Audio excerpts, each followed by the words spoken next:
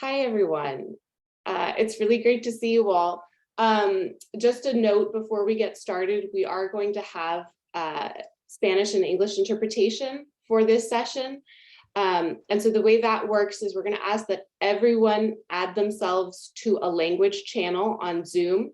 That just means that at the bottom of the screen, it's not there yet, but it'll be there in a second. There's going to be a little globe icon that comes up, and you'll click on that and select your language of preference, either English or Spanish. This is just the simplest way for us to do this in Zoom. It allows us to do the interpretation back and forth between English and Spanish. So if everyone adds themselves, that's ideal. Marcy, would you share that in Spanish for everyone? Okay, Claudia is going to give the instructions, okay? Yes, of course. Bienvenidos a todos, buenas tardes. Los servicios de interpretación en español van a estar disponibles de una manera simultánea el día de hoy para esta junta. De la manera en la que ustedes pueden tener acceso a ese servicio, en unos momentos van a encender los servicios de interpretación. Favor de fijarse en la parte inferior de su pantalla. Ustedes van a notar un símbolo de mundo o un globo terráqueo. Pueden hacer un clic en ese icono o símbolo y después les van a dar la opción de elegir el inglés o el español. Pueden elegir el español y de inmediato van a escuchar de una manera simultánea la junta del día de hoy. Ahora, si tienen acceso a esta junta por medio de su celular, en la parte superior a mano derecha, ustedes van a notar 3 puntos. Abajo de esos 3 puntos existe una palabra que dice más o more. Pueden hacer un clic ahí y de nuevo les va a dar la opción de un globo terráqueo, favor de hacer otro clic y elegir el idioma de español. Estamos a sus órdenes y que disfruten de la junta. Gracias. Thank you. Thank you, Claudia. All right, Monica, would you start the interpretation feature again? Wonderful. I see the interpretation symbol at the bottom. I'm going to select English. If everyone would select their language of preference, that would be wonderful. All right, great. Can I have a thumbs up from someone in the Spanish channel?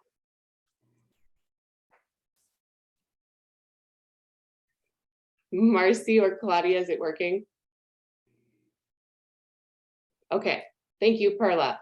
Wonderful. All right, let's get started then. Hi, everyone. Welcome. It's really great to see you all. Thank you for joining us today for the Rose Foundation's 2022 Grassroots Grantee Convening. For those of you who don't know me, my name is Aurora Hine. I'm the program officer for our Grassroots funds. And I'm really happy to have you all here and to welcome folks from across the Rose universe, especially grantees of our California Grassroots funds, our national program, the Grassroots Leadership Fund, our fiscally sponsored projects, and our grassroots partners in the Pacific Northwest. Thank you all for being here. We're really excited to bring you this series on strategies for growing your individual donor fundraising. This is the first of 4 sessions. So we're going to be here Fridays for the rest of the month. Please come join us for the upcoming sessions. We're going to be exploring strategies for donor cultivation, fundraising events, community appeals, and all of that through the lens of how you as a small grassroots organization can do those things with mostly volunteer support. So yeah, please join us for the upcoming sessions and feel free to invite your colleagues, your volunteers, your board members, or community partners. The more the merrier. We'd love to have them. I just want to end with an appreciation of our partnership with the California Wildlands Grassroots Fund in producing this series.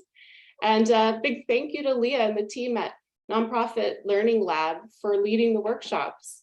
So with that, I'll pass it on to Leah to lead today's discussion. Welcome, and thank you all so much for joining us today for a session really focused on crafting an effective grassroots fundraising plan. So a little bit about how this training was developed, first based on research. So we share with you some of our favorite books and articles, all focused on grassroots organizations, right? So organizations often led by volunteers, where a lot of volunteers are giving their passion and their time or just smaller organizations, maybe organizations with a few staff members. So we share with you over 50 different books. All right. And you'll see them and you'll get them in the slides, which are already been made available in the chat. All right. And also a little bit about my experience. I have worked in grassroots organizations, small organizations led by volunteers, and I have a doctorate in education, which focused primarily on how to lead volunteers during a crisis. So organizations run by volunteers is near and dear to my heart. Before we get started on the learning objectives and what we're going to talk about, I would love for folks to share in the Zoom group chat a fundraising success that you've had this month, or maybe in the last few months recently, a fundraising success that you've had in the last month or recently. All right. So if you want to share that in the Zoom group chat, take a few moments to reflect and drop that into the Zoom group chat, and others can learn about your successes, and it's a sharing of ideas. So Aurora shared a little bit as we got started about how we're learning together. I'm also going to give you a bit more information. So in the box, in the Zoom group chat, you've already received a link to the slides and the handouts. You will also be getting this recording at some point. We also would love for you to ask questions whenever you have them. All right. The easiest way to do that is in the Zoom group chat, because there's so many of you. All right. And I might not see a hand being raised. So if you have a question, feel free to ask it whenever you have a question, and do so in the Zoom group chat. It will also allow other people to respond and share ideas. So collectively, you all have a lot of knowledge, right? And so by asking questions and doing so in the Zoom group chat, there can be full-on conversations happening, right? Sharing of ideas, collectively learning from each other. And I love what I'm already seeing in the chat. So a GoFundMe, local community grant, participating in a fundraising collective. So many successes recently, and appreciate you all sharing.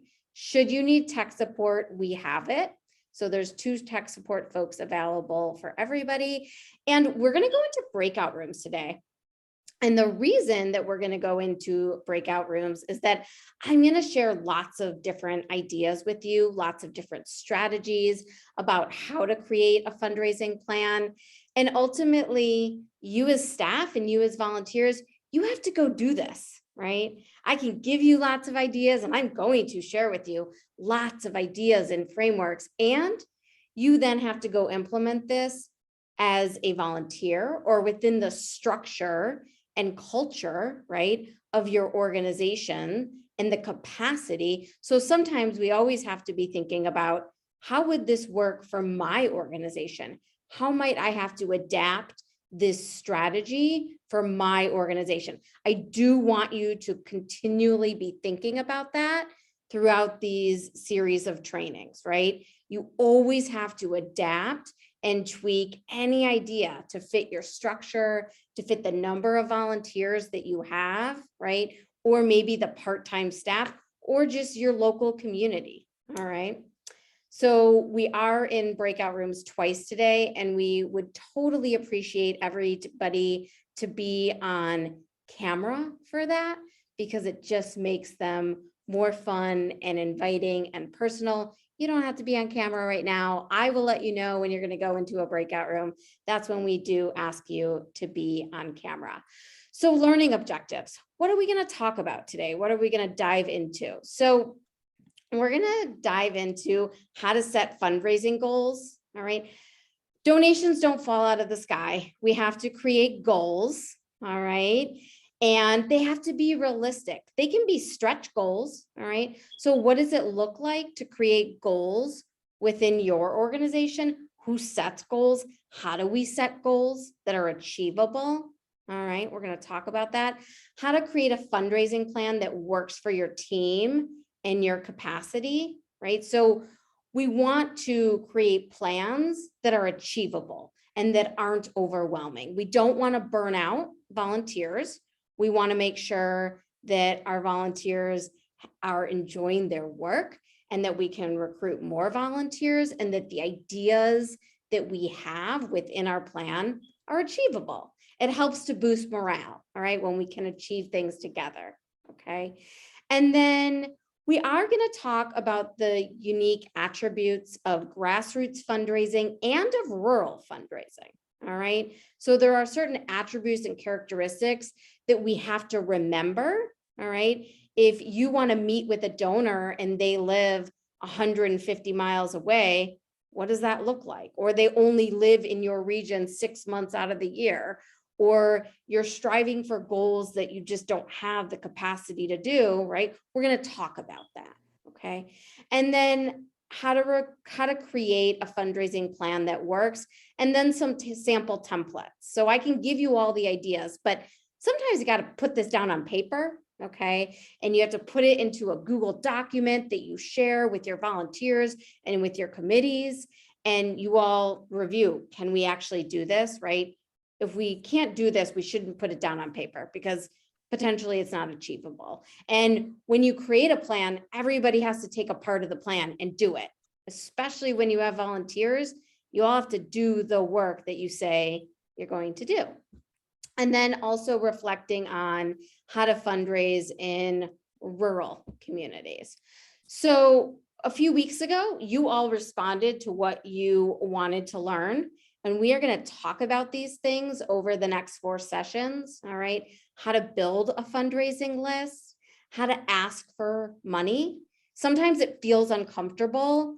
And I will say the more you practice, the more comfortable it will become. If you create scripts for volunteers, and we're going to do that, we're going to show you how to create scripts and provide sample scripts and a template for a script. Okay, so these are the things that we're going to cover and then some. We really designed this training for you based on what you wanted to get out of this experience. So there is a poll coming across your screen, and I would love to know, what's your role in the organization? And the reason I asked this question is because I want you to remember that as a volunteer, you may only have 10 or 15 or 5 hours a week to do this work. And as a staff member, your capacity might look a little different. So you always have to think about your role in relation to these ideas, all right? The time that you have to give and how you make decisions within your organization, okay? So if you're a full-time staff member, sometimes maybe you're making most of the decisions.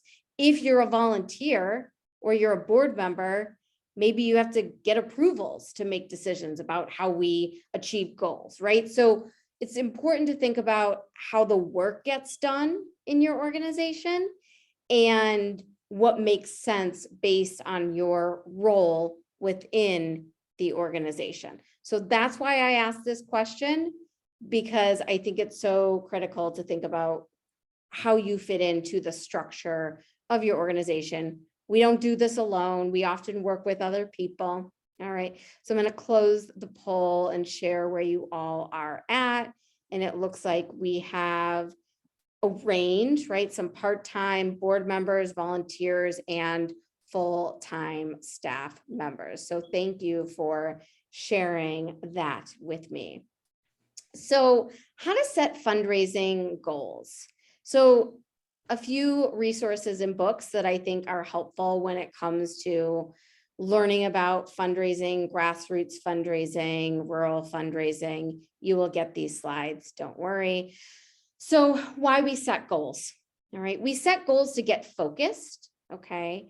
We also set goals as part of a team to provide direction so that everybody knows what we're doing and why we're doing it, to know where the team and the group is going, and so we can accomplish our programs and implement our programs, okay? They help us stay focused and provide directions, all right, to everyone involved. So how to set goals. Some things that I think are really important to think about and reflect on is, where are you starting from?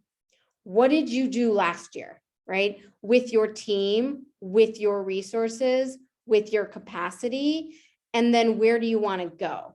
If you raised, example, right? If you raised $100,000 last year, maybe you could raise $150,000. Could you raise $1 million? Probably not. And I don't even know if you ever need to, right? So you always want to be thinking, where did we go? What did we do last year, right? Recently, and where do we want to go? And then, let's be realistic, right? Do you personally have experience with that work or the task? Do your team members, do your volunteers? Do you have a plan, right? A base of donors, members, operating procedures to do these tasks, okay? We're gonna reflect on all of these, but when we're talking about a fundraising plan today, right? Which means at some point you have to set goals. And those are some questions that you might want to reflect on with your committees, with your team, with your board, with your colleagues, so that you can set goals. And then good goals are SMART. So, right, this little mnemonic device so that you can remember what they are. They're really specific. We're going to raise $2,500 for our year-end campaign. And the year-end campaign ends December 31st. That's also measurable. You know if you did it or not, right? They're relevant so that they connect to the overall mission of what you're trying to do. They're also attainable. With volunteers, you want to make sure that the goals you have are attainable, because you want to keep boosting that morale, right? And if you give a goal that's too overwhelming, sometimes it can feel a little defeating, okay? You also want to make sure that they're time-based, okay? Time-based means they have a deadline. We want to move away from these never-ending campaigns, all right? So some example goals that I gave for you all right, that are examples from grassroots organizations, right? Organizations with budgets of about 50,000, 75,000, 100,000, 200,000, all right? Build a 7-person fundraising committee to support our fundraising goals, all right? This doesn't happen overnight. This all takes time and commitment, 3 months, 6 months, a year, all right? These things take time to implement and create. Write out donor call scripts to use for our year-end campaign. We're going to give you example call scripts, okay? That's going to be an activity that we do together, all right? Have all board members and fundraising committee members review and give input of the fundraising plan by the deadline. To create a fundraising plan, you have to have buy-in so that everybody's involved and committed to the process. Another example, raise $2,500 for our year-end campaign. So you want to make sure that whatever is in your plan is achievable, all right? And things to be thinking about. What's the comfort level that our volunteers or staff have in completing a task? That means you want to ask, okay? You have to make sure that you ask your volunteers, you ask your committee members, so that you actually know, are we going to be able to do this work, right? And then you want to reflect, have you done the task before? Do we actually have enough time to do this, right? When you think about the amount of time that people give and the monthly calendar and holidays and other people's commitments, right? How much time do we actually have? And then the resources to commit. What type of committee structure do we have? How many volunteers do we have? Do we have any interns, employees, right? You want to be thinking about all those things as you build out an achievable plan, okay? So there's a poll coming across your screen in a moment, and I would love to know, how do you develop goals in your organization? And the reason I ask you this is because it connects to a fundraising plan. At meetings, when the topic arises, through our strategic plan, at the start of the year, not sure, to be honest, all right? So things to be thinking about. Oh, I didn't realize the translation was lost. Aurora and Marcy and We're Perla. back. We Are are we- back, I believe. We got it back? Mhm. Okay, sorry about that. We got the translation back. All right. Sí, sí, Okay. sí, yo soy refugio, sí la tengo. Okay. Gracias. Thanks, Refugio. Thank you. So how do you set goals in your organization if folks are still responding? So things to be thinking about, right? If you're going to create a fundraising plan, update your plan, tweak your plan, you also want your fundraising plan developed in alignment with how you set goals. Okay. So sometimes when we set goals, when the topic arises, we may not be thinking about all other things, right? Or everybody might not be there, right? And so we want to try to set goals as strategically as possible. It's not always going to happen, right? Sometimes life gets busy. So things just to think about. If you're unsure of how your organization sets goals, ask. All right. Always ask. If you don't know how your organization sets goals, ask that question at meetings so that you have some sort of process, a systematic process of setting goals. So here's sort of where you shared, right? Some of you shared at meetings at the start of the year through our strategic plan and not sure, to be honest. Now, right? One thing with a fundraising plan is that it helps you create goals because you're thinking about it and you're having those conversations. Okay, so why you should create a fundraising plan? It serves as a roadmap, okay? It serves as a roadmap so that you know what's happening. It serves as a roadmap so that when you have a meeting, all right, somebody doesn't give an idea and you get distracted. It helps keep you focused, okay? Donations don't fall out of the sky.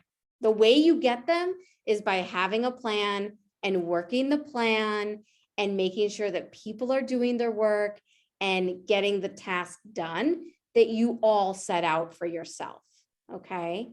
And the creation of the plan literally creates buy-in and accountability, and you get more focused because you're talking about the plan all the time, okay? I share with you a story. Years ago, I worked at a very small grassroots fundraising organization. It was sports focused and we did fundraising. And I was the director of programs and everybody else was a volunteer. And when I started, our budget was $35,000. And when I left, the budget of the organization was $125,000, okay? And we worked the plan. The organization was never going to be $1 million organization. It didn't need it, right? But we did need a little bit more money to do our programs, okay? And eventually working the plan and doing the plan got us to where we wanted to go. I do share with you some of their strategies in this, in the series of sessions that we're going to be doing today, okay? Also, fundraising doesn't happen without a committed team. You all have to be committed, okay? And you have to thank your volunteers. You have to help build community with your volunteers. You have to remind your volunteers and staff, why are we doing this work, right? What's the why behind why we do this work and why we're all giving of our time? So how to create a fundraising plan that works for your capacity. So, right, you're creating your goals. I gave you some sample goals. Of course, you're going to have to create more goals, okay? And we're going to talk about what type of goals you create as it relates to fundraising. There's things that you want to reflect on. All right. Do the fundraising goals contribute to your mission or vision? Right? Do the fundraising goals relate to your yearly strategy? What is the return on investment in terms of impact? So I always think it's really helpful to look at the past to inform the future. If there's some things that don't work for your organization, don't do them anymore, right? If they're really hard to do and you're not having a lot of success with those fundraising strategies, right? Maybe we try something different, okay? So it is really important when you create the plan to reflect on what you've done in the past. And creating a fundraising plan, it takes time, okay? It can take a few months, right? Why? Because you have to involve people in the plan and you have to talk about it at meetings, at your board meeting, at your fundraising committee meeting, at your staff meeting, because you have to involve staff, if you have staff, your volunteer committees, your board members, your fundraising committee members, and other volunteers that help you with fundraising. And you want to work together, okay? So it's a plan that's developed by staff or volunteers and the board approves. If you're a working board, right?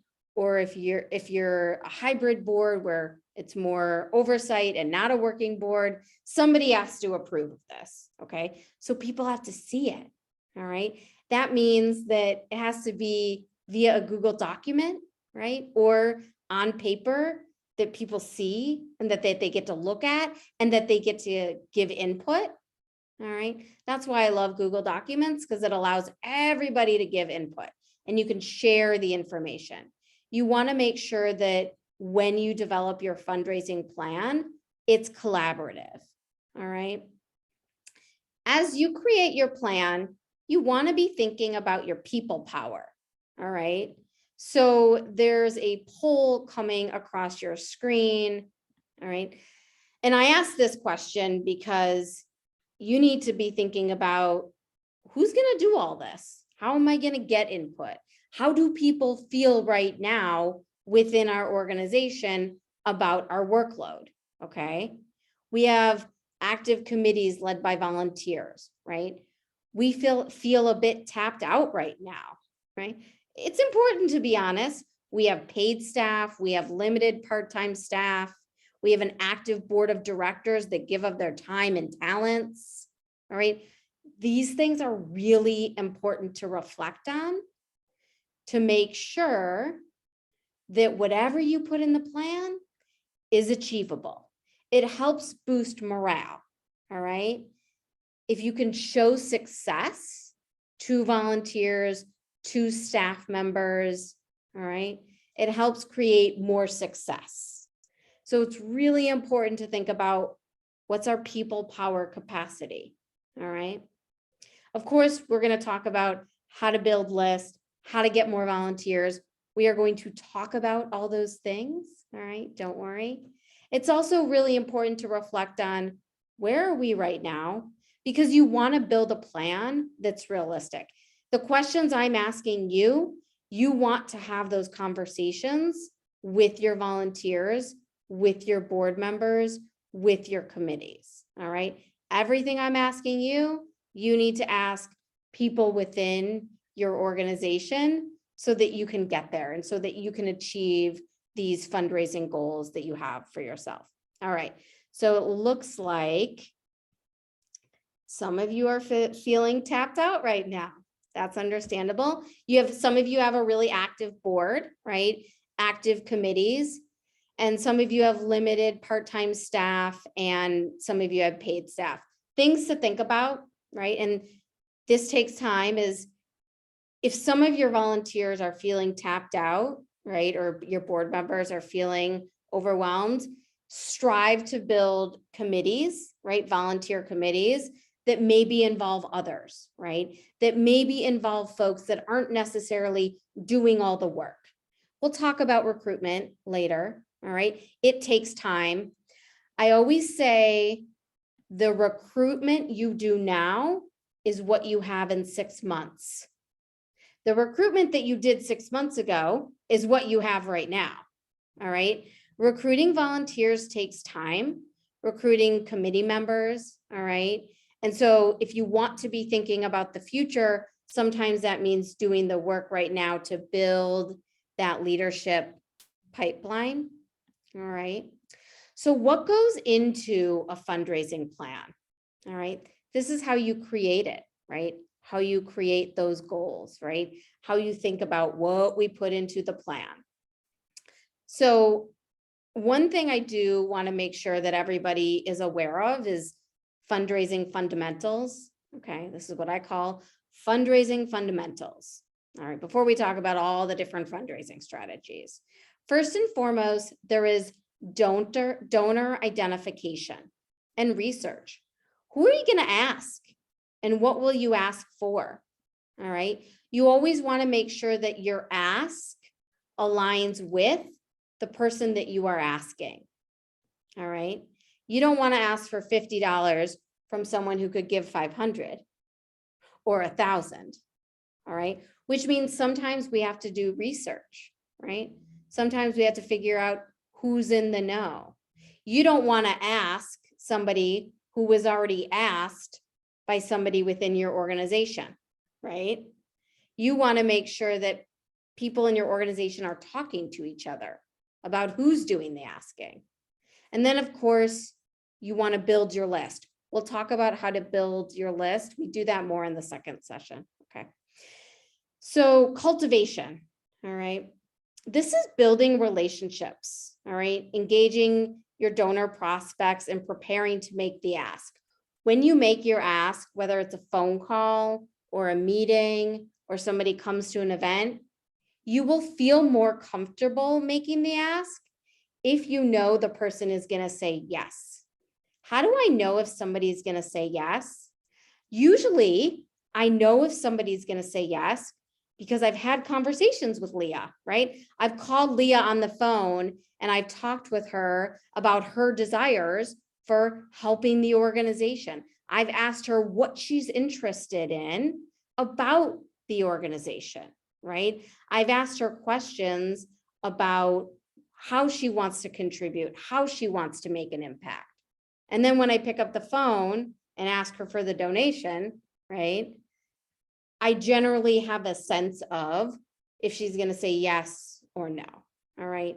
Now, also having a script makes you also feel more comfortable. So we'll also talk about scripts. Solicitation, right? That's making the ask, and that comes with scripts. And then stewardship is recognizing and continuing to engage your donors. All right. So we always want to build our list, right? We always want more. And what do your donor lists look like from the last 2 years or 3 years or 4 years, right? How often have you been able to reach out to them when you want more, right? How often are you able to connect to them? So somebody asked a great question. How do we do all of this when everyone is tired? That's a great question, right? And I think sometimes we have to think about, what do we have the capacity to do, right? What do we have the ability to do right now? All right. How many hours in a week do we have? Okay. What are your volunteers and committee members willing to contribute? And that's how you build your plan. All right. You can't build a plan based on somebody committing X number of hours a month if you don't have that. So that's why I asked the question of, right, what's your people power capacity? Because you really want to reflect on what you have in terms of volunteers and committees to then know how you can build out the plan. And there's going to be opportunities in your breakout rooms to talk about this and to share strategies. All right. Great question that came into the chat. So, and I appreciate you asking that question. So fundraising sources. So these are different fundraising sources that you might incorporate into your plan. Are all of these relevant? No, not at all. All right. What might be relevant? Individual donations, end of the year campaign, maybe member dues, events, right? We're not going to talk about foundation funding. All right. You're all here for that reason. You got some grants. You're great at that. Okay. We don't talk about that in the series. All right. We're really talking about the individual donors. Okay. So annual donors, major gift donors, board giving. We'll talk about what that looks like. All right. Not everything is relevant when it comes to grassroots fundraising. So here are some examples. All right. Individual donor cultivation. What does that look like? What could that look like? Maybe referrals. Maybe you ask volunteers, board members, committee members to give referrals. Okay, sorry, I see the questions coming and I think I need them translated in English to me. If Marcy or someone can do that for me, those questions. Thank you. And then I'll be able to answer them. And then there's other strategies, right? Monthly donors, $5 to $10 a month, and a method to give monthly. We'll talk about that as well. We have, if I can get translations in the chat, that would be great. And then I can answer those. Okay.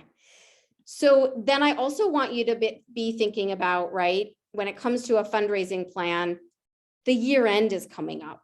And a lot of people donate to organizations that they care about at the end of the year. All right.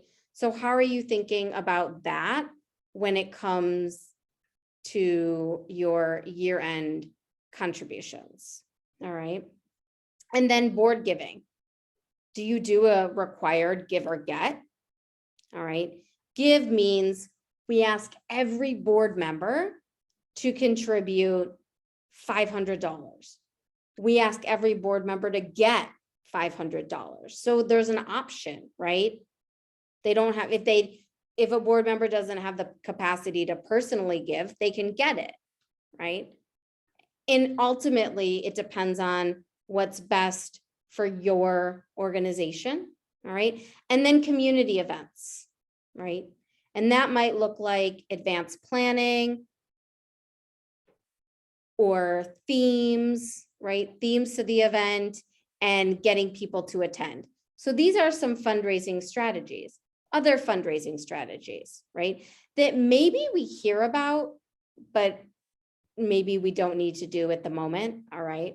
And this is when I say, do what's in your capacity. So Giving Tuesday works if you have a really large email list. But if you don't, maybe don't worry about it, right? Or if somebody's doing something in your county and you hear about it and it's easy for you to do because somebody else is organizing it, okay. But just because the strategy exists doesn't mean you need to incorporate it. Member dues might work. I know a lot of you, right, have a structure for member dues. We'll talk about ways to build that out, all right? So these are some strategies that you could incorporate into your fundraising plan, all right? And then, right, you have the strategies, then you have to think about the milestones, right? How you're going to get there. Okay, we are going to do a quick poll. And the reason I'm asking you these poll questions also is that we're going to go into a breakout room in a little bit, but also the poll questions help you prepare as you build out your fundraising plan. I'm asking you questions. The answers might actually have to go into your fundraising plan. So thinking about fundraising strategies, what makes the most sense? Is it community events? Is it individual donor cultivation? Is it Giving Tuesday and year end? Sometimes I'll lump that together. Is it, oh, okay, so somebody asked the question, my organization is small and they depend on a fiscal sponsor. You request funds through them. and you request funds independently. So ultimately, sometimes it depends on the fiscal sponsor, right? So sometimes you have a fiscal sponsor where you can get donations from the fiscal sponsor, and then you can also get donations from outside of your fiscal sponsor. And sometimes it's worth having a conversation with your fiscal sponsor and asking them what their policies and procedures are. Every fiscal sponsor operates differently, all right? And so it's really important to think about, what does your fiscal sponsor require? What are their policies? What do they allow you to do? All right.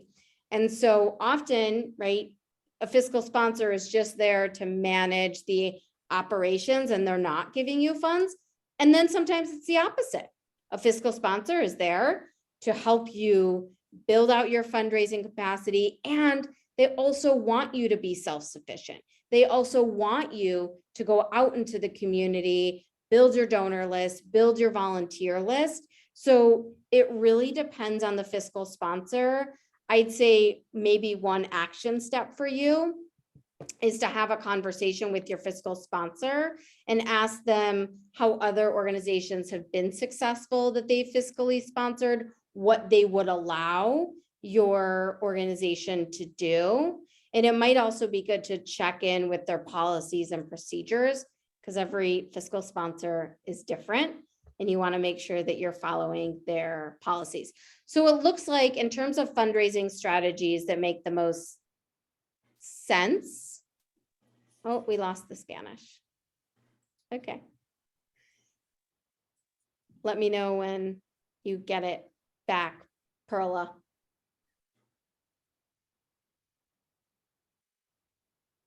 Or Aurora. Claudia or Marcy, are you back? Can someone give us a thumbs up or a thumbs down?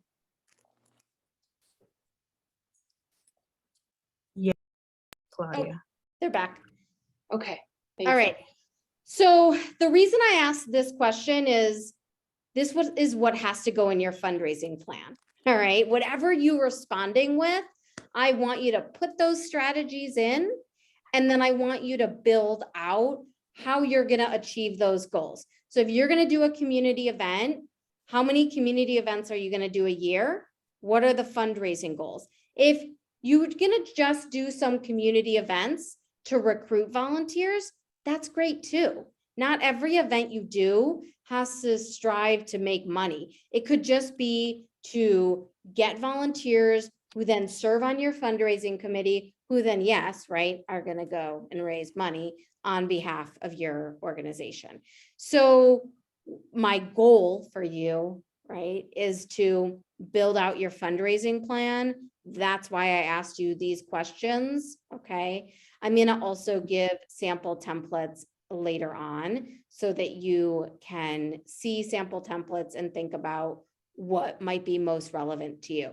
These are some helpful books and resources related to fundraising, grassroots fundraising, organizations that work in the progressive space.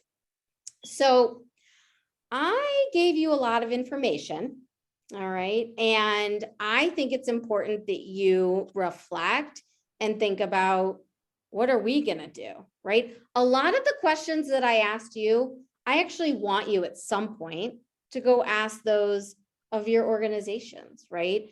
Of the volunteers you have, of the committees you have, of the staff and board members, all right?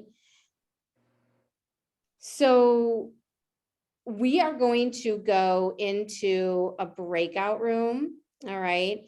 And here's the sources, the fundraising strategies that we have, all right? You're also gonna get a copy of these slides.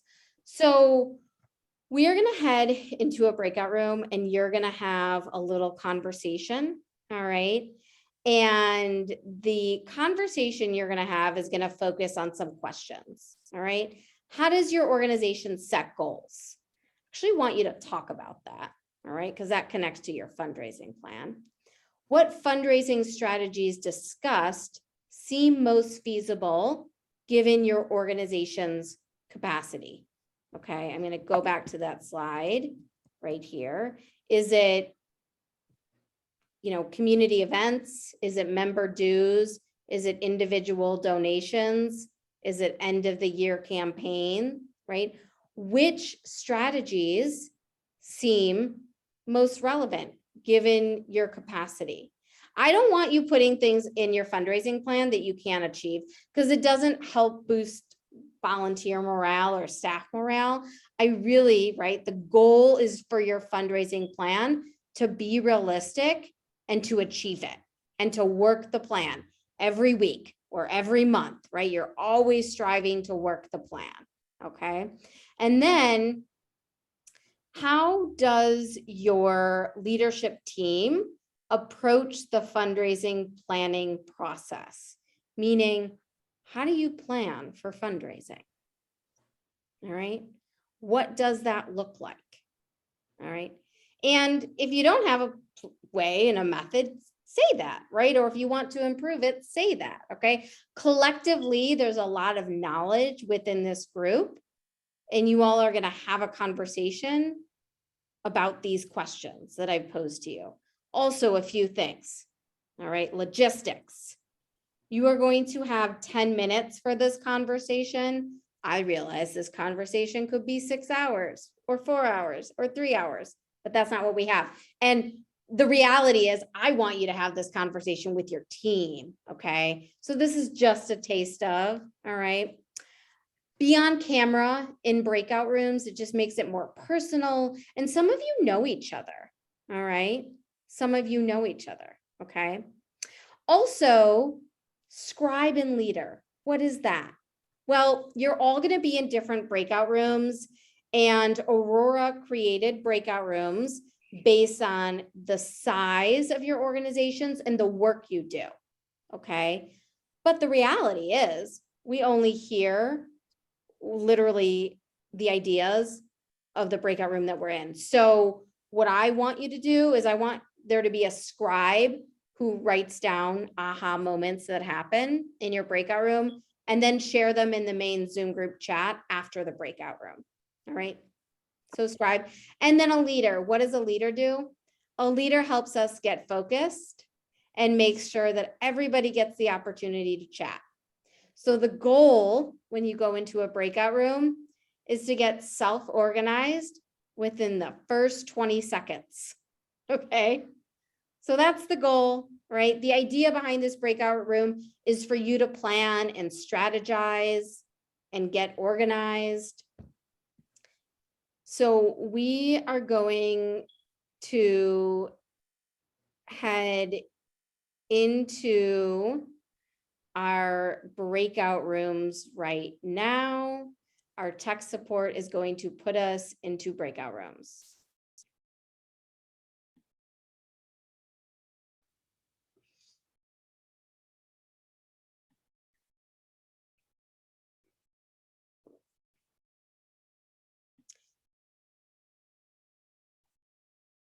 So folks who are speaking Spanish are staying in the this main room. So just because you see me doesn't mean you need to keep talking. So Perla, can you explain that?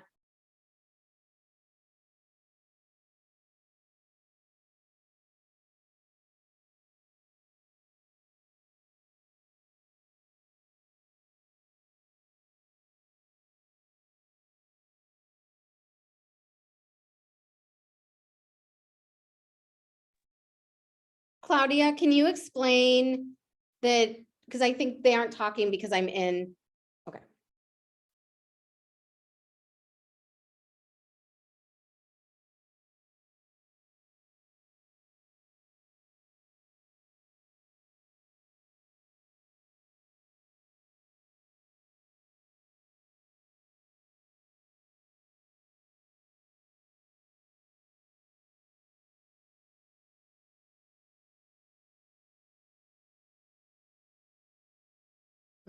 Hola Edwin, ¿cómo está? Hola Refugio, buenas tardes. ¿Cómo está? Sí, buenas tardes. Pues mire, en relación al trabajo, a la campaña de recaudar fondos, pues lo que yo he estado compartiendo es, pues yo cuando hago mi trabajo de recaudar fondos para mi organización, yo lo hago durante la primer parte del año, pero yo lo hago individual, yo lo trabajo con amigos, familiares y amigos. Y pues regularmente siempre lo estoy entreverando con mi trabajo y pues no uso tiempo específico para hacer mi campaña.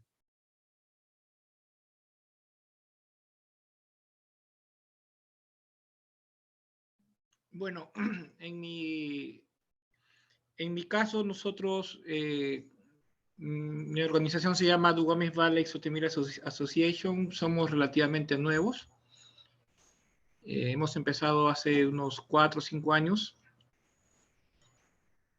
pero del 2020, no, del 2021 al 2022,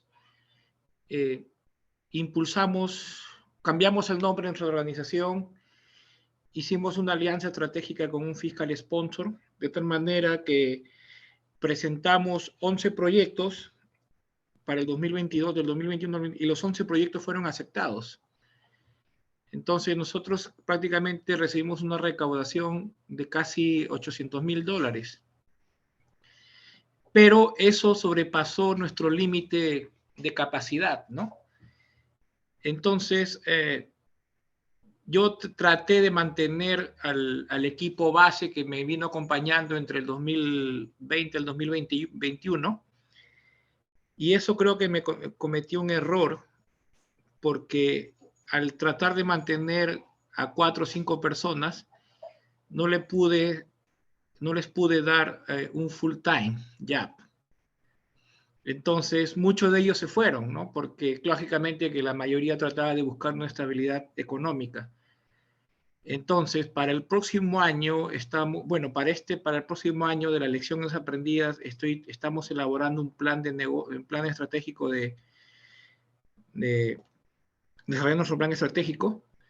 Nunca hemos solicitado fondos nosotros independientemente, todo ha sido a través del fiscal sponsor. Nos ha ido más o menos, no hemos conseguido mucha recaudación de fondos, pero nosotros creemos que nuestro trabajo que estamos haciendo sí lo podemos impulsar. Entonces, justamente es uno de los motivos de estar en estas charlas, para ver cuál es la mejor estrategia, ¿no? Para que nosotros podamos buscar independientemente fondos en paralelo con el fiscal sponsor. Mi intención es para el próximo año tener por lo menos 2 personas a full time, a tiempo completo en la organización, mínimo.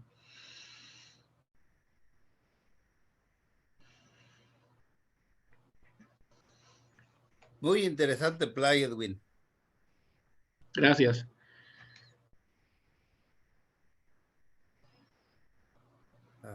Yo creo vamos a concederle tiempo al resto del grupo, ¿verdad? Sí, bueno, escuchar sus experiencias es importante también. Sí, nada más que no se anima el resto del grupo.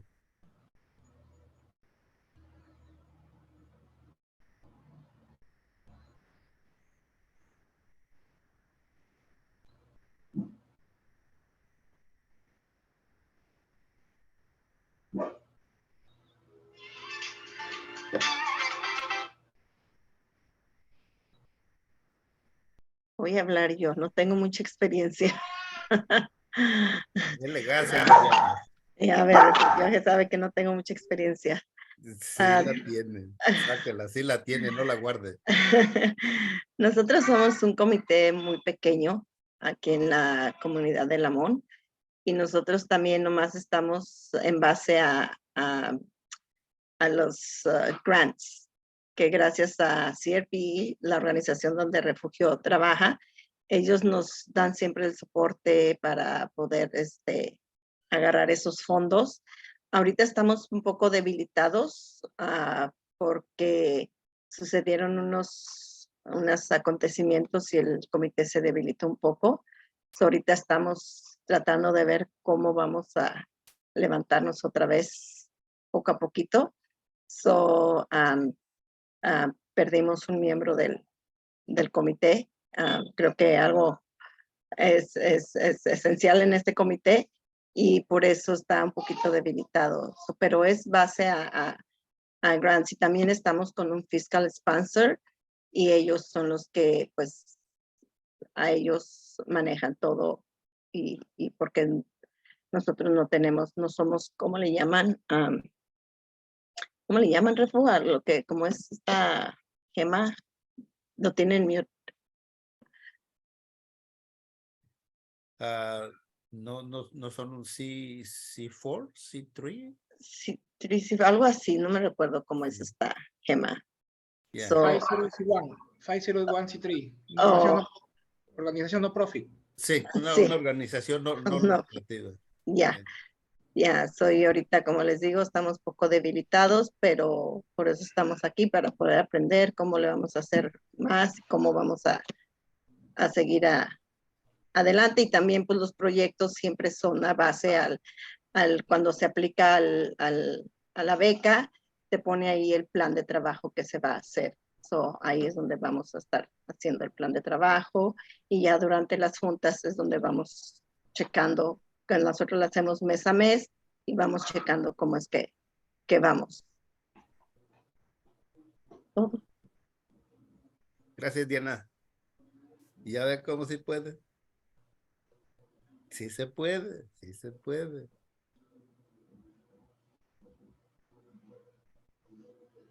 Los demás compañeros pudieran compartir algo con nosotros. Ustedes son los únicos ahorita del grupo. Yo trabajo para la Rose Foundation. Nuestras metas son muchas grandes, ustedes nos conocen mucho. Y tenemos a Marcia, Claudia, que son las interpreters de español, y Lía, la que está haciendo la presentación. Perla, ¿tú dices que trabajas en Seattle Foundation? Para el Rose Foundation, sí. Rose Foundation. Sí, la que está haciendo las presentaciones. Correcto. ¿Y usted, Edwin, y Refugio se conocen muy bien?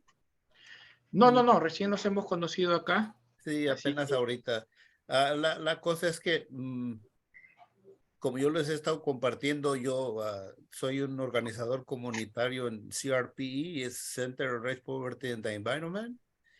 Y la cosa es que, pues, de varios años atrás me he hecho la tarea de hacer un movimiento para recaudar fondos para la organización y como lo mencioné en el chat, yo hago ese esfuerzo durante mi trabajo y en mis horas de amigos y familia, pero como les dije, yo no tengo una campaña.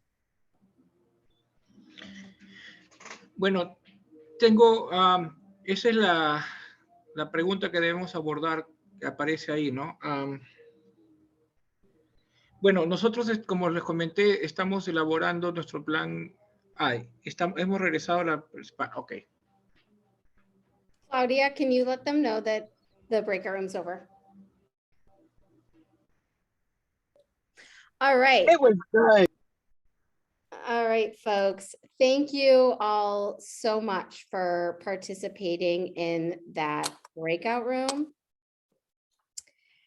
For anyone that was a scribe or a leader, would love for folks to share any aha moments, all right, that they had in the Zoom group chat. It just allows other folks to know what was discussed and shared, all right? So if you were a scribe, if you were a leader, please feel free to share what you talked about in the Zoom group chat. And we've got an offer from someone to help people find volunteers should you need it. We're also going to talk about that in one of the next sessions. All right. So, and thank you for that offer. So scribe, and if anyone has any questions all right? Feel free to ask away as well. This is your time, all right?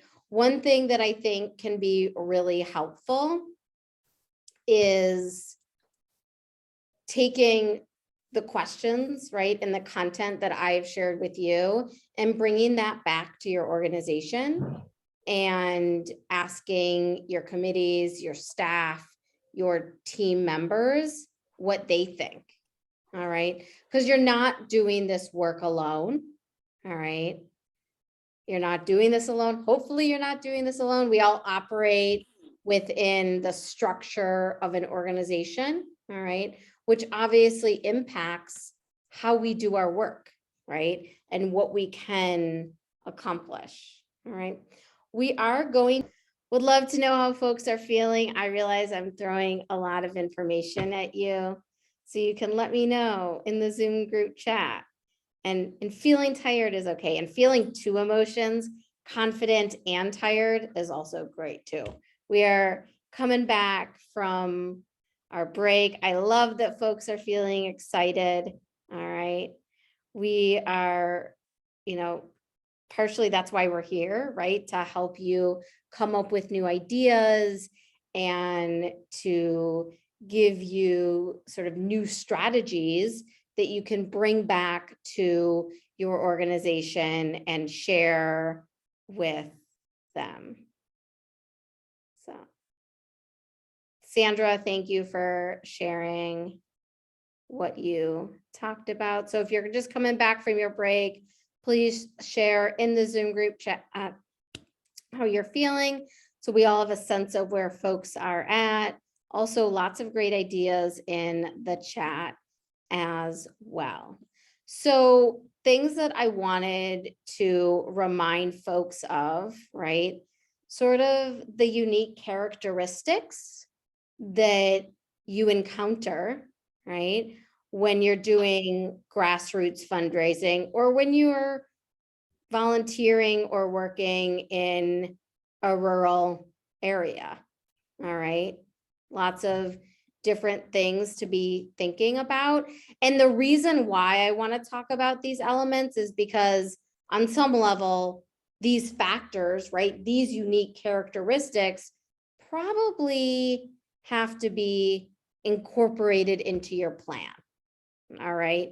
You have to be thinking about them in some way.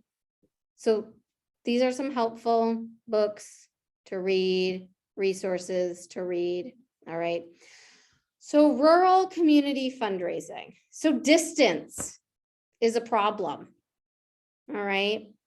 I volunteer with an organization in Colorado, and one of our chapters is based in a community outside Grand Junction. And I live in Denver, and that is 4 hours.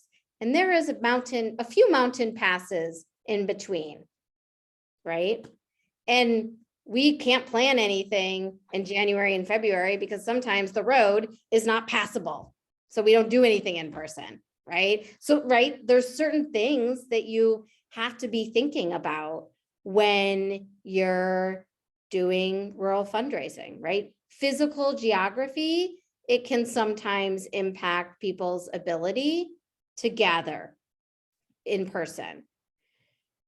Another thing to be thinking about is it's really important, right, in a rural community to demonstrate the importance of your work to the community. Why? Because in smaller communities, there's a really strong sense of place, all right?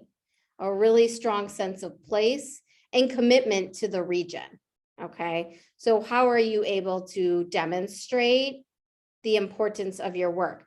Often, right, you want a few sentences, and that might be incorporated into your scripts when you're asking donors for money, or when you're sending an email, or when you're developing your year-end campaign, all right? And then another thing to be thinking of is sense of place, right? How do you connect the mission of your work to the sense of place where people are located? Other things to be thinking about, relationships matter in smaller communities. Everybody knows each other, right? And there's probably lots of conversations already happening about fundraising, okay? And it means also that relationships can be complex because people know each other and they have shared histories, all right? There's also, I mean, all over the country, right? There's this history of taking resources, all right? And that can impact, right, how we fundraise. And it could also obviously impact your mission, okay? And then sometimes in rural communities, there's part-time residents. So people might have limited availability, but maybe, right, you could ask them to take on an honorary role if asked. We'll give you some examples of that, all right? Another thing to be thinking about is that relationship building takes time, right? People are busy sometimes or unable to travel, all right?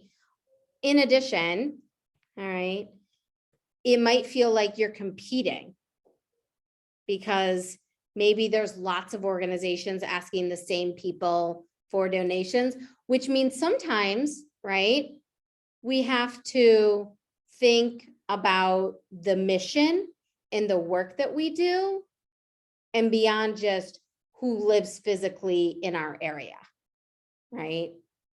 And so sometimes you can have honorary board members or honorary committee members who care about the mission, but maybe don't live there right now, right? So things to think about, okay?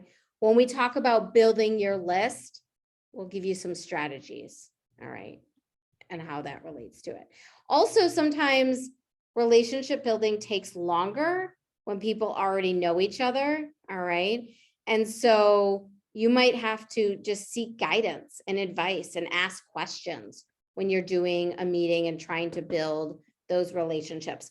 One thing that can work well, all right, is an advisory council or a giving circle, all right? So using volunteers and using board members and using committee members to potentially identify individuals who have philanthropic interest, right, in your mission. And maybe having a long-term goal in 6 months or in 1 year, right? Not 1 week, not 2 weeks, because it doesn't happen in 1 or 2 weeks, of maybe trying to build out an advisory council or a giving circle with people that your organization identifies, all right? And you can make membership in the group exclusive or prestigious, okay? This might be an example of a long-term goal that goes into your fundraising plan. This is not something that would happen in a week or 2 weeks. This might take 6 months or a year or a year and a half, all right? Things to think about.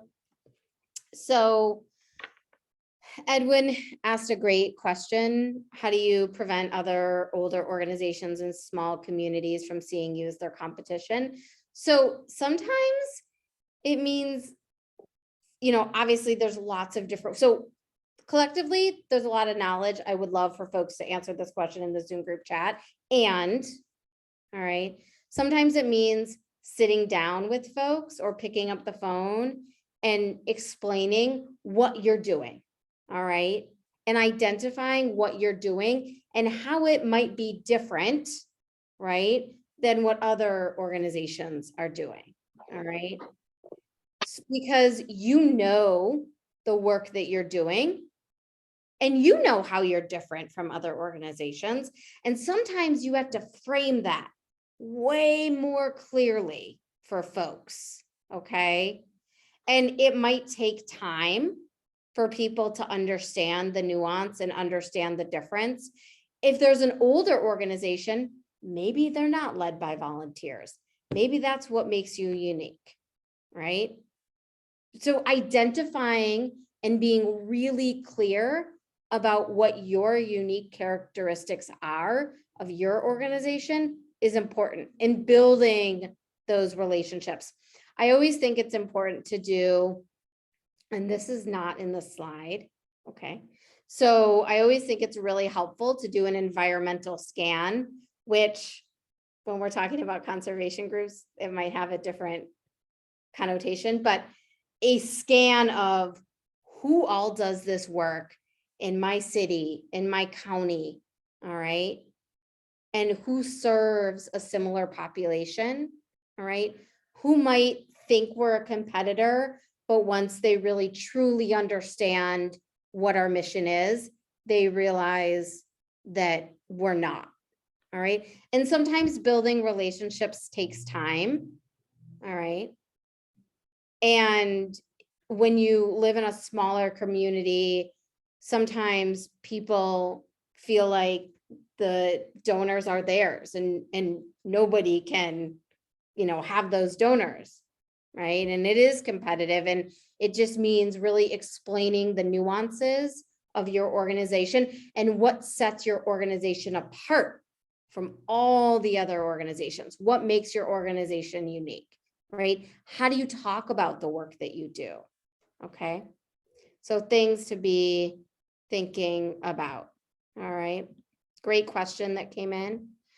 Another thing that you want to be thinking about is honoring and respecting the interconnectedness of your communities, right? Because you may not know, if somebody serves on your board, you may not know other boards that they're serving on, and maybe they're not comfortable asking for a donation because maybe they're asking for a donation for a different organization. So smaller communities are really interconnected, all right? So it's just important to be thinking about that and how that might impact your planning, all right? Also really important is I like to think of this as power mapping, right? Who in your community can give you information and is knowledgeable about the philanthropic sort of who can give, right? Who can contribute. And sometimes that means setting up a few meetings and talking about what you're doing, because people aren't always willing to share right away. And that's okay. It takes time, right, to get that information. All right. So maybe some people are willing to share that, and they have, they want to know what work you're doing first before they're willing to share. And it might take a few meetings with them. Okay. So I ask these questions. There's a poll coming across your screen, and I ask these questions because I want you to think about this as it relates to your fundraising plan, right? So your fundraising plans have to be doable. All of these questions that I'm asking you connect to your fundraising plan. It also might take you a few months to develop your fundraising plan. It doesn't take a week. It doesn't take 2 weeks. It might take a few months. And maybe you develop your plan at a few meetings and you share it via a Google document. I'm also going to give you some templates that you can look at and copy and paste the templates and use them. All right. Don't recreate the wheel. You can take what I've done and use it for yourself. All right. So which factors do you identify with in doing fundraising and relationship building? Geography and distance. Our community has a strong sense of place, smaller population, urgency to make mission connect to community immediate. All right. And obviously, right, when you work or volunteer in an organization that focuses on environmental issues, and when you live in California, right, during fire season, you can make things really urgent and immediate, right? People see that, they experience it, right? And so, that's something that I used to live in California. So, right, that's, so that's immediate. That is immediate to everybody. All right. And so, there's certain things that you want to make sure when you're talking about your scripts and when you're thinking about your fundraising plan, that you make really clear as you build out your plan and you build out your fundraising ideas. Okay, I am closing the poll and sort of sharing where you all are at. And, you know, reminder, these unique characteristics should be thought about when you develop your fundraising plan. Okay. So that's why I asked these questions. Just want you to be thinking about sort of the urgency, the smaller population, the sense of place, right? Geography and distance, because you want your fundraising plan to be realistic, all right? Realistic for your volunteers, all right? So these are not questions that I'm gonna ask you, all right? But these are questions that you should explore with your team, right? What is the culture around giving, right? What are the common perceptions about who has money in your community, all right? I think these are important questions. How do people feel talking about money? If you're asking volunteers to fundraise, how do they personally feel about asking for money, right?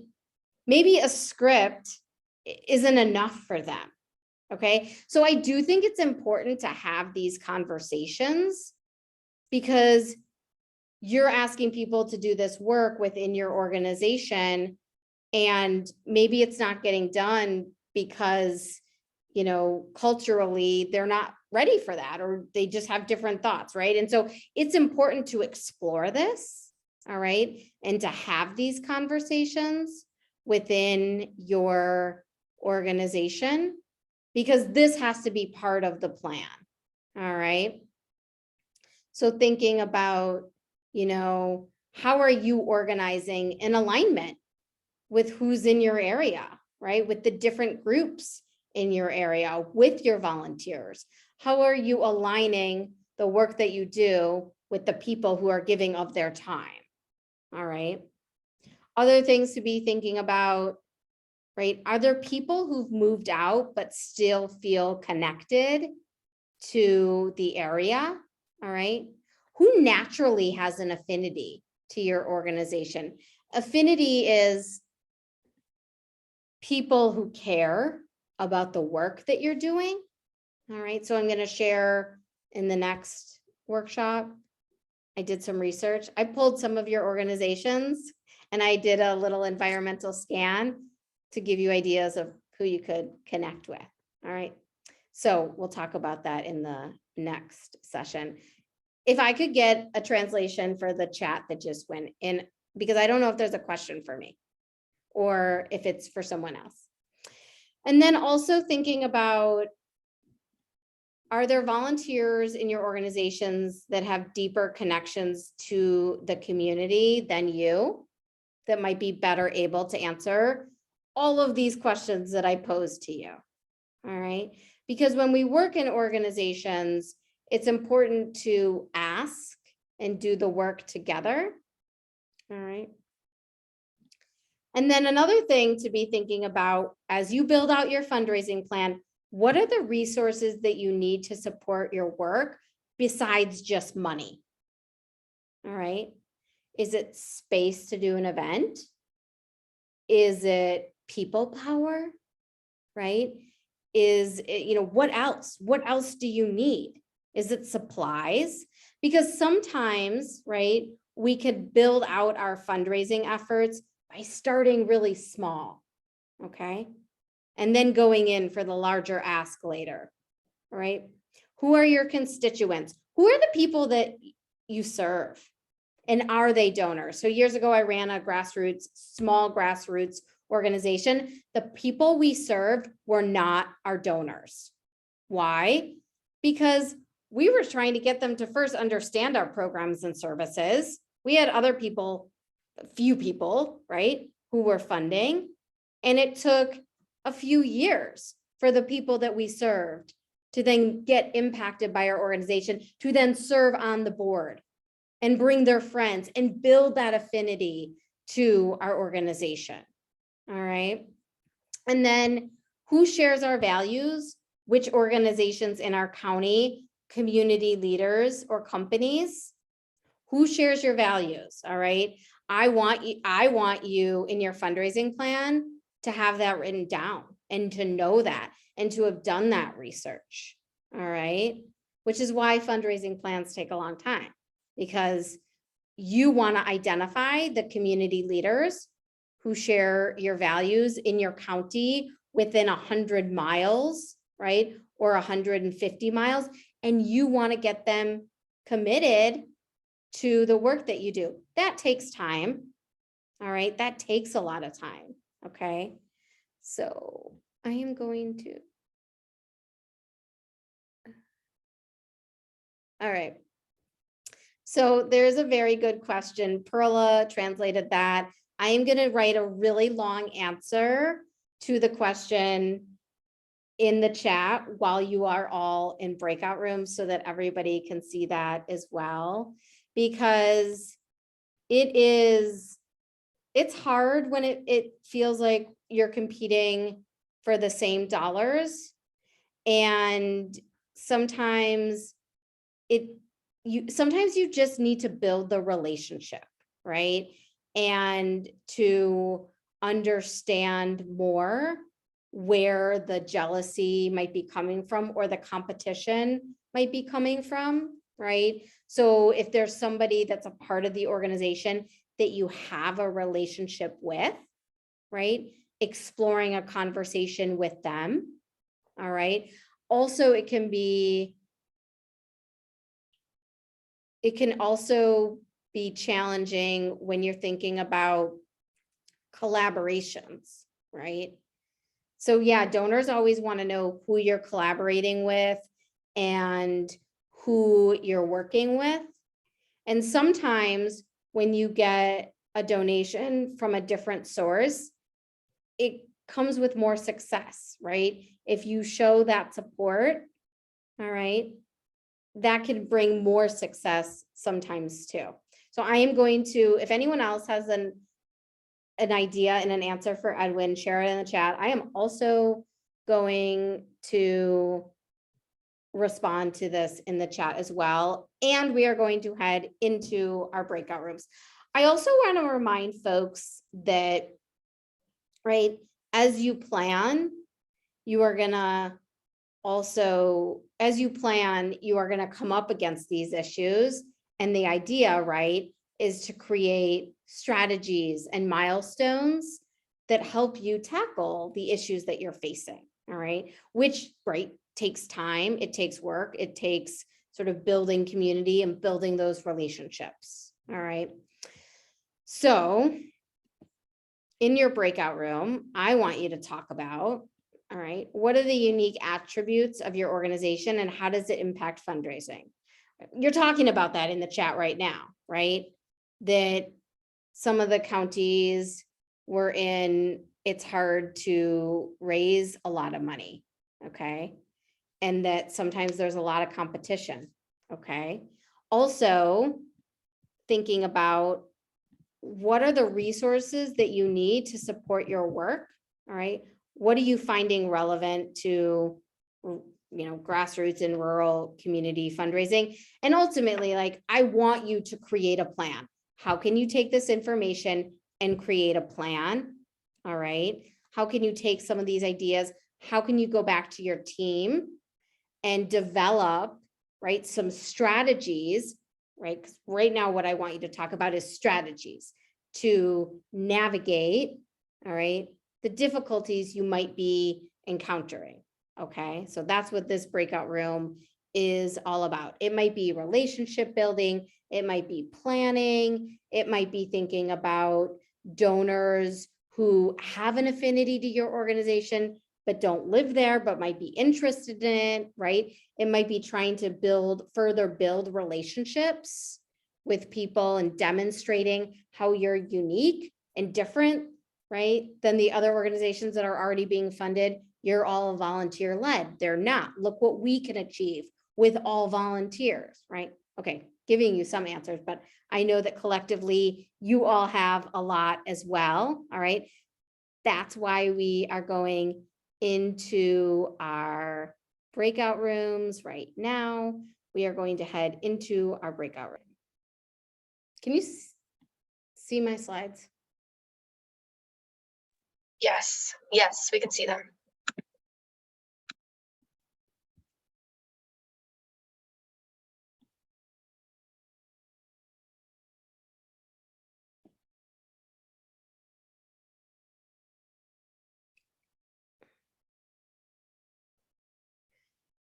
All right.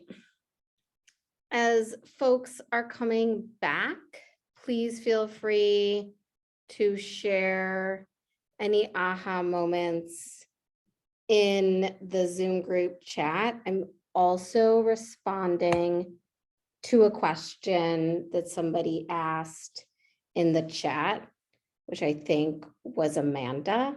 So as you're coming up with your fundraising plans, other organizations in the community, they are also organizations that raise money, right? Other nonprofits in the community. And often you can find details and donor lists on other organizations' websites. So the really large organizations, right, can help you build out your power map, all right? Because it can help you get a sense of who cares about that work, all right? I will be clear that it takes time to build relationships, all right? It takes time to sort of do this research, all right? Also thinking about companies or employers that care about your work and align with your work, all right? And there may be individuals who don't live in your county but live nearby that still care about the mission and the work that you're doing, all right? And sometimes having these conversations and brainstorming this with others, right, can help you think of new ideas, all right? Like you don't want to brainstorm this alone. You want to be thinking about these answers with other volunteers or within sort of the committee structure that you have, all right? So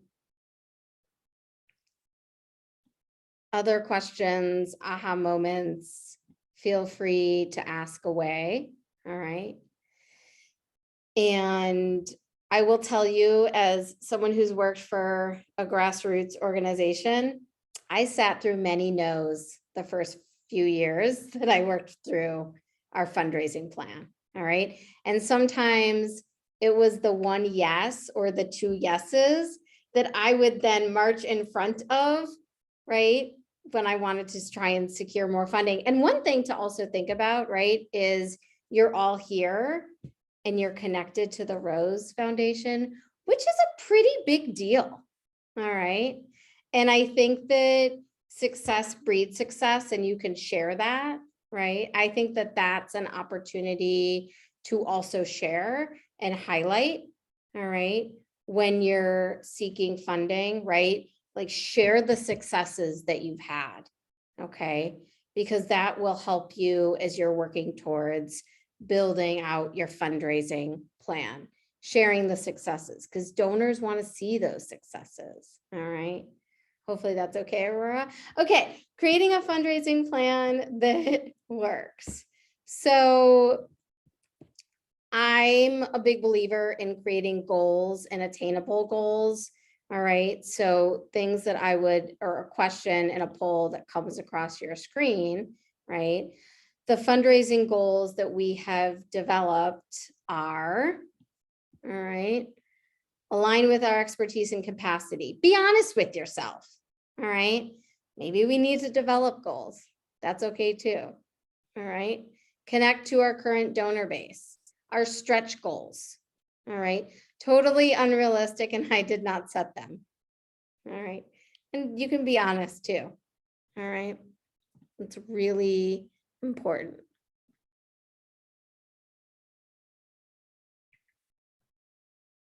All right, Maxine shared a great aha moment and thought and idea. And I think that when you go to meetings, when you go and meet with donors, I think it's so incredibly important that you talk about your connection to the Rose Foundation. And I say this because foundations, right, are like donors know about foundations. And so if you're going to ask a donor for money, talk about your connection to any foundations that you've been funded by, because that has cachet and that has credibility. And so that's really important to be thinking about, right? Success breeds more success. So you want to talk about the connections that you currently have, all right? And the past successes that you've had, all right? That's also really important, sharing the past successes, okay? So I'm going to close the poll and share where you all are at in terms of goals, all right? And there's no right or wrong answer. This is just about you developing out your goals, all right? And being honest with yourself so that you can work with your team. Okay, so all fundraising plans, right, require strategies. And you need to think about what are you going to include in your plan, all right? And you ultimately should include ideas and strategies that align with your people power, right? Align with your capacity, okay? Some key things to be thinking about, and you're doing this right now. We're having these conversations, okay? You want to identify your challenges and your successes, all right? What fundraising strategies do you want to explore? Where else are your donors contributing? All right. And the flip side question of that is your competitors. Who are their donors? Right? It's probably all on their website. Look at that information. All right. Do the research. That can help you build out your ideas. Okay. And then what are your organizational goals for the year, your projections? What is your capacity? And then what to include in the plan. The more detailed it is, the more likely you'll succeed, because it means you've thought about everything and you are thinking about these things. It just means you're communicating this to everyone else. You're here, you're thinking about this. You just have to make sure that everybody on your team is communicating about this, right? Your strategies, your timelines, okay? If you're planning a year-end campaign and it's October 15th, right? I'm going to give you a sample timeline in the next session, but maybe the timeline already needs to be started, right? So timelines are realistic. There's only so much we can accomplish in a certain amount of time. Your goals, right? The actual tasks that need to be accomplished, the role of staff, if there's staff, the role of board members, the role of key volunteers, a list of potential donors. One thing that I always used to like to do when I worked for the Grassroots organization is I would like to divide, like people would give me names and then I would say, what's the likelihood? Do you know them? Have you ever had a conversation with them? And then I would do 0 to 25%, 25% to 50%, and then 75% or more. If they didn't know me, I didn't think it was even a possibility, right? And so I think the likelihood too is also really important to think about as well. All right. And then you've got to put it on paper or a shared online document so that everybody can give input and think about this. And it takes time. All right. This all takes time. I don't want you to think that you're going to get this done in a week. All right. Some reminders. Don't compare yourself to other organizations. It doesn't work, okay? If your organization's budget has always been 75,000, 100,000, it will probably be that, and maybe it will grow over time, all right? Maybe it'll grow 5% or 10% a year. Be realistic, okay? Be very realistic with yourself, all right? And this can help you achieve your goals and it can boost morale, right? Show the successes that you've had. You're all here. You're all achieving success, right? Fundraising is hard work and it doesn't happen without a plan and cultivation and working towards your goals, okay? Every organization is different, right? The big organizations, okay, maybe they are in $1 million organization because they have staff. Well, of course, right? They have people working full time. If you're doing this all volunteer, there's gonna be sort of a limit to what you can do, and you're all here and you are all achieving success. So I just want to be very clear about that. All right. So also things to think about. What is your staff capacity? What is your volunteer capacity? What is the experience of the people involved in your organization? And that's how you build out your plan. All right. So, right, this is things to think about, because when you build out your plan, every goal, every task should be delegated to a point person. All right, so you're going to see a sample template in a moment. And every task that you put in your plan, it should be delegated to somebody, whether it's a staff person, whether it's a volunteer, whether it's a fundraising committee, whether it's a board member, whether it's you. All right. Or others, potentially, hopefully. All right. And then we think about, all right, how many hours in a week do I have to contribute? And you look at the past things that you've done. We did an event last year. How many hours did it take to plan? All right.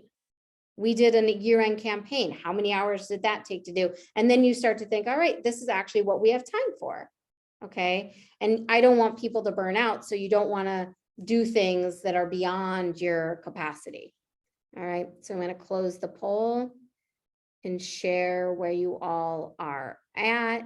So who's ever involved in supporting is ultimately going to be a point person, right? When you build out this fundraising plan. And maybe you need more folks. So maybe part of your plan is to recruit volunteers to serve on a fundraising committee. All right. And realistically, that would take about 3 to 6 months, because you have to find them and you have to build the relationship and then talk with them about what it is that they're going to do. All right. So just sort of be thinking about this, and we'll go through some example templates. Okay. So create your template as an online document. I really like Google Documents. I will also share one with Aurora as well. Okay. You want to share your template with anyone that's involved. I like Google Sheets or Google Documents. Okay. Your monetary goals have to be realistic. Every goal has to be realistic for anything that you're doing. Here is an example. This was one organization. This was basically the one event that they did a year. And the first year they did it, they only raised $5,000. And then it became the one thing that they did. The one thing that they did. Okay. It was an organization that was outside of Ventura a little bit.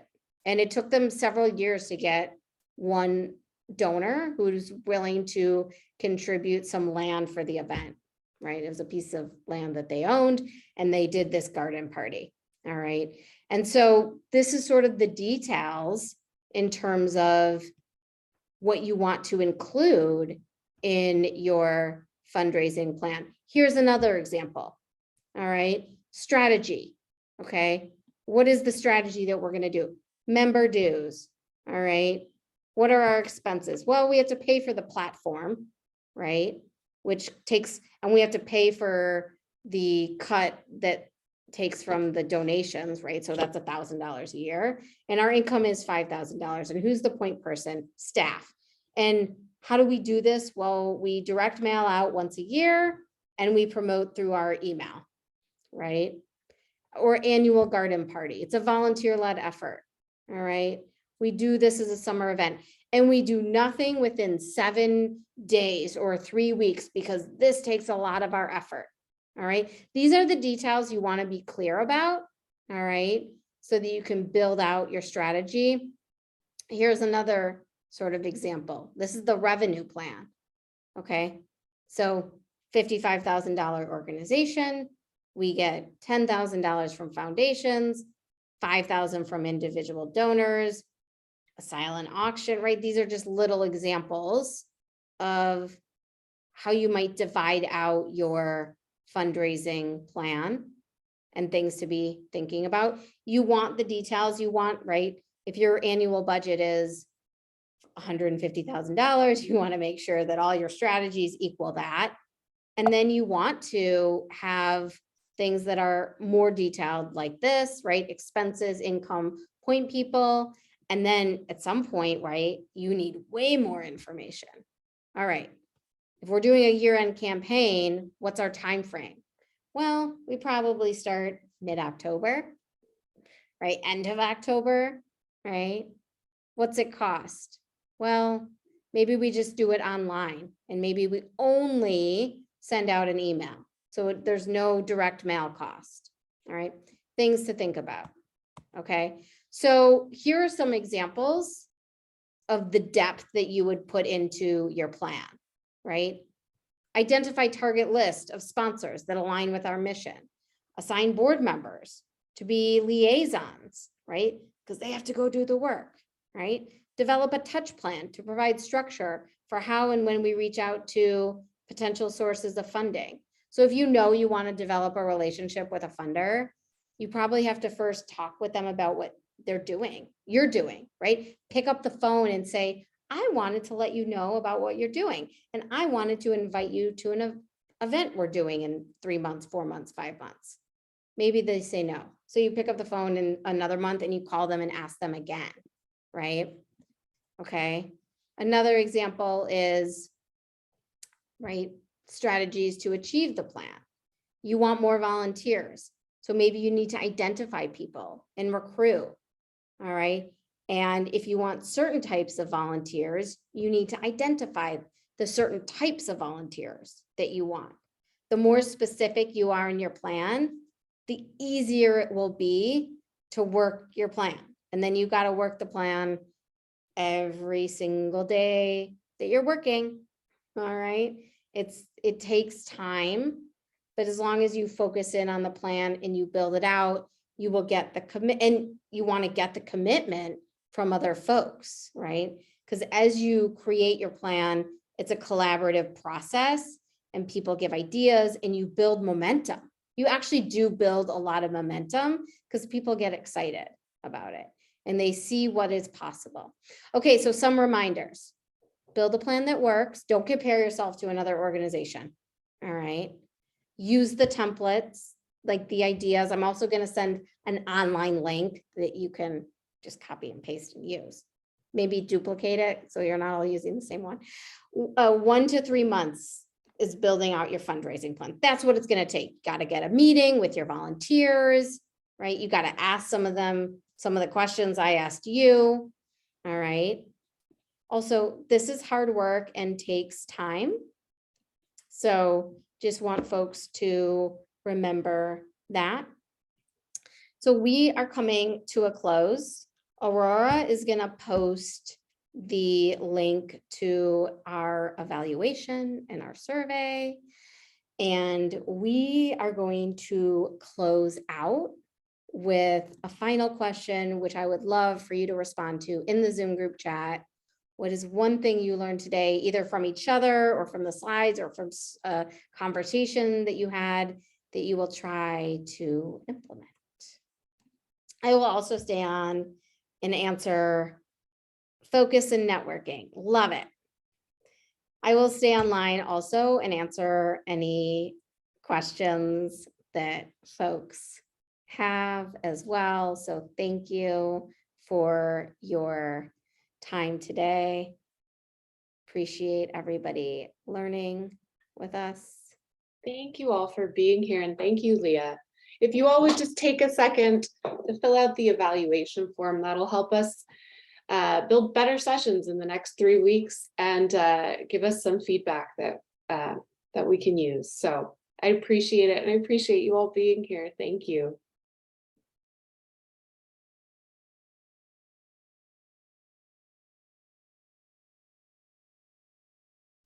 And if folks have questions, you can ask any questions you have. I think I responded to all the questions. Hi, I have a question. Well, I've got you. Go for it. Okay, sorry.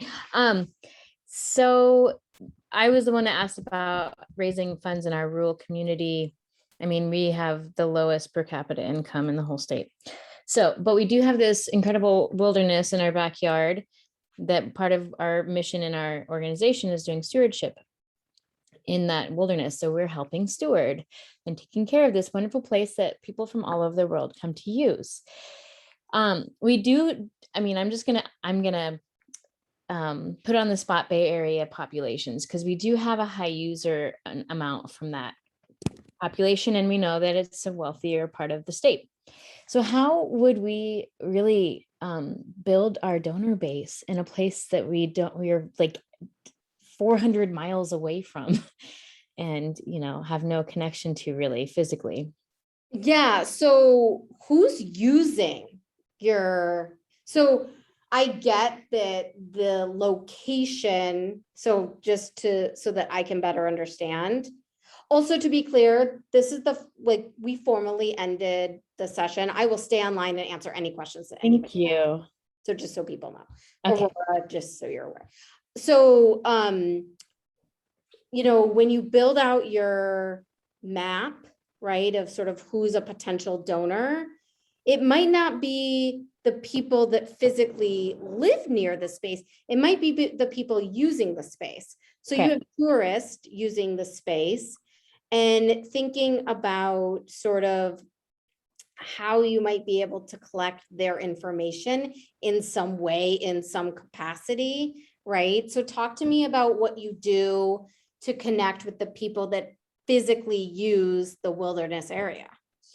Well, one of the ways we primarily focus on youth groups, and so they tend to be very local based participants, but we've included an adult stewardship group now, and there is a really robust Facebook page for our local wilderness that we've managed to actually recruit about half of our participants from. And so, you know, but that's only like a handful of people each year that we personally recruit from outside areas to help do these volunteer projects with. Most everyone is local. So the only other thing that I could think of is, you know, we work closely with the Forest Service, but we don't really have access to collect personal data on users. We get, you know, statistics from the Forest Service about usage in the wilderness, but I don't know how we would do that except to like sit at a trailhead and ask people if they want to join. So are there certain days that are the busiest, right? So holiday weekends, Labor Day weekend, Memorial Day weekend, where there might be 4 or 5 times the amount of people? Absolutely. Yeah. And there are targeted trailheads that often people are at, like Forest Service personnel, to just help do some LNT education while they're out there. So I guess we could partner with that.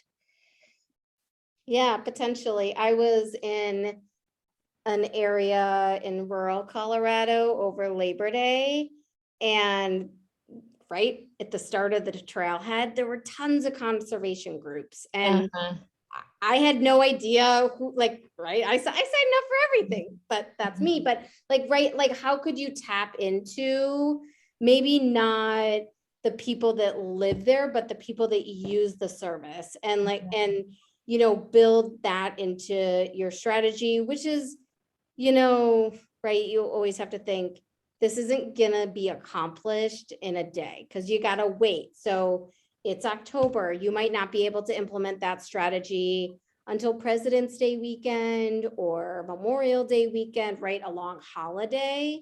But you could build something around it, you know? Okay, that's a really great suggestion. And sorry to take a little bit more time because maybe others have questions, but so if we were to do that, because that totally makes sense for us, it's so grassroots, but that's what you got to do.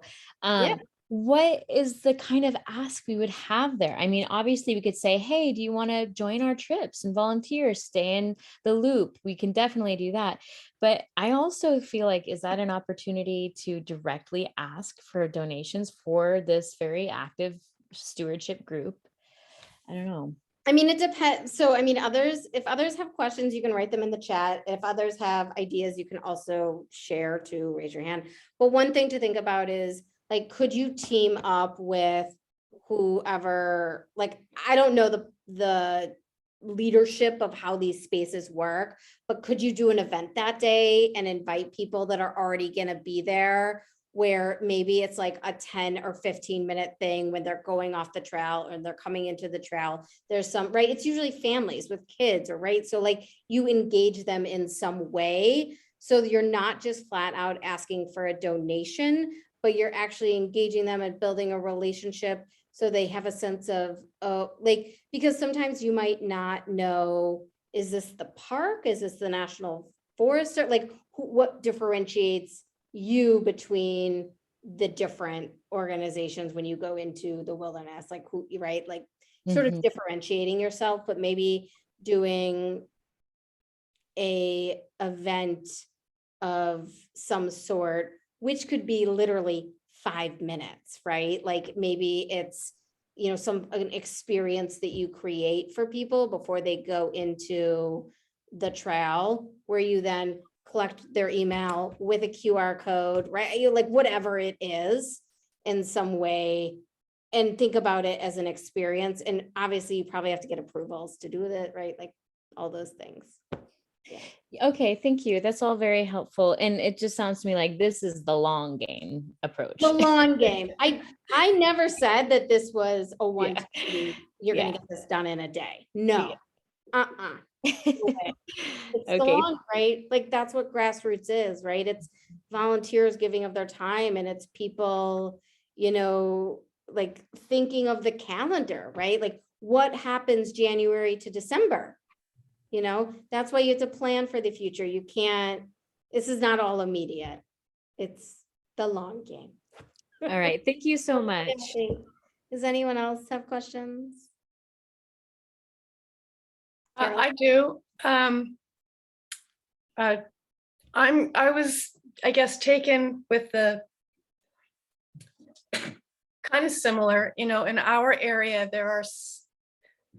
we're working on the locals, but it is a very small community, and there's a lot of people who talk a lot in it. And so we're taking the very steady but cautious approach. I guess you could say we're mostly interested in the distance thing that the last speaker just referenced, and that you referenced in general throughout, which is when you're in a rural community, sometimes the people most equipped to donate are the people who don't live here but value where you are and what it is you're trying to do.